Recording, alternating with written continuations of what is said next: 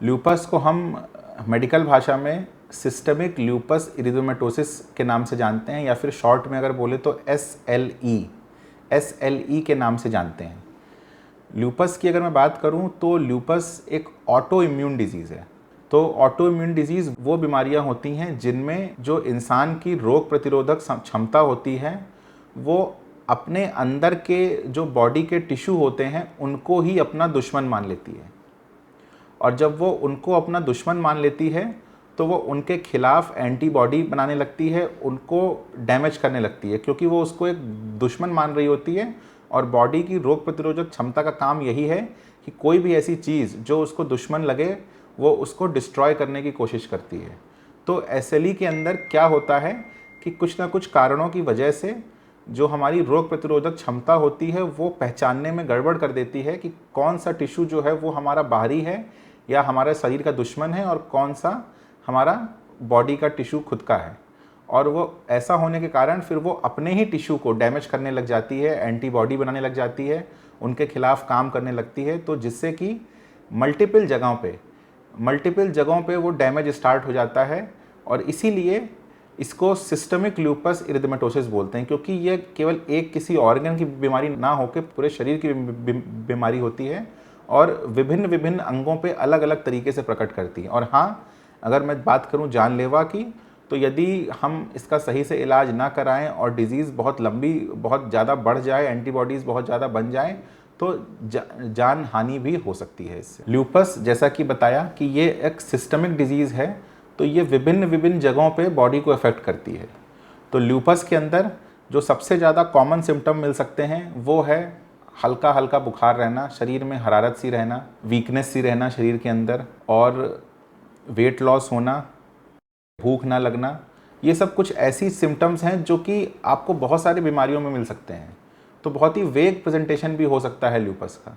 इसके अलावा कुछ ऐसी चीज़ें हैं जो बड़ी क्लासिकली मिलती हैं ल्यूपस में। फॉर एग्जांपल, आपके चेहरे में दोनों तरफ रेडनेस हो सकती है, जिसको हम बोलते हैं मैलार रैश। स्किन की जो कलर है वो रेड हो सकता है, स्पेशली चेहरे का। इसके अलावा हम बात करें तो मुंह के अंदर अल्सर वगैरह आपको मिल सकते हैं। इसके अलावा आपको किडनी की समस्याएं उत्पन्न हो सकती हैं, आपको चेस्ट पेन हो सकता है, आपको जॉइंट पेन हो सकता है, मलेज रह सकता है। तो बहुत तरह की बीमारियां, ब्लड के अंदर आपको एनीमिया हो सकता है, हार्ट के अंदर भी आपको प्रॉब्लम महसूस हो सकती है। तो बहुत सारी बीमारियों के अंदर बहुत सारी बीमारियों को मिमिक करता है ल्यूपस। इसीलिए इसको हम लोग अपनी मेडिकल की भाषा में द ग्रेट इमिटेटर भी बोलते हैं, मतलब एक ऐसा नकलची जो बहुत सारी बीमारियों की नकल करता है। ल्यूपस एक ऑटो इम्यून डिजीज़ है। तो ल्यूपस होने के कारण की मैं अगर बात करूं तो ल्यूपस होने का फैक्टर मेनली जेनेटिक होता है। जेनेटिक फैक्टर्स की वजह से हम ऑलरेडी प्रीडिस्पोज्ड होते हैं, और जैसे ही कोई इन्वायरमेंटल ट्रिगर मिलता है, किसी इन्वायरमेंटल ट्रिगर ने उस जेनेटिक फैक्टर्स को और एग्रीवेट कर देती है, और हमारी बॉडी हमारी बॉडी की जो रोग प्रतिरोधक क्षमता होती है वो अपने ही टिश्यू के अगेंस्ट, अपनी ही बॉडी के अगेंस्ट एंटीबॉडी बनाना स्टार्ट कर देती है। तो ल्यूपस का मेन जो कारण है वो जेनेटिक है, लेकिन इसको ट्रिगर मिलता है इन्वायरमेंटल फैक्टर्स की वजह से। SLE के ट्रीटमेंट के अंदर हमारा एक तो गोल होता है कि जो SLE के एक्यूट अटैक्स हो रहे हैं या एक्यूट फ्लेयर हो रहा है उसको हमें रोकना होता है, और दूसरा होता है कि हमें SLE का इलाज करना होता है। तो हम दोनों ही तरीके से हम SLE का ट्रीटमेंट करते हैं। तो SLE के ट्रीटमेंट में अगर हम सबसे कॉमनली जो दवाइयाँ यूज़ करते हैं, जिसके अंदर NSAIDs, non steroidal anti inflammatory drugs होती हैं जिनका हम यूज़ करते हैं, बहुत सारे पेशेंट्स को इन दवाइयों से ही बीमारी उनकी कंट्रोल में रहती है, उनके सिम्टम्स कंट्रोल में रहते हैं और उनको आराम मिल जाता है।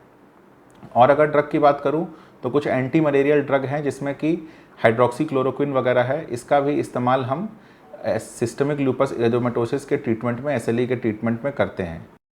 इसके अलावा आजकल कई सारी और दवाइयाँ भी आ चुकी हैं जिनका हम यूज़ करते हैं, जिसके अंदर सबसे कॉमनली हम स्टेरॉयड यूज़ करते हैं। स्टेरॉयड का यूज़ करके भी हम बहुत सारे जो इम्यून रिस्पॉन्स है उसको कवर अप कर लेते हैं, और इससे हमें ट्रीटमेंट में हेल्प मिलती है। इसके अलावा टेक्रोलिमस और माइकोफिनोलोइक एसिड भी है जिसका हम यूज़ करते हैं और SLE के ट्रीटमेंट में। इसके अलावा DMARDs, disease modifying anti rheumatic drugs, ये एक ड्रग का क्लासिफिकेशन है, एक क्लास है, एक सबसेट है दवाइयों का जिनका हम यूज़ करते हैं इसके अलावा हम लाइफ स्टाइल मॉडिफिकेशन पर बहुत ज़्यादा जोर देते हैं। इंसान एक हेल्दी लाइफ को फॉलो करे, अल्कोहल को अवॉइड करे, अपने वेट को कंट्रोल में करे, मोटापे को बढ़ने ना दे, फिजिकली एक्टिव रहे।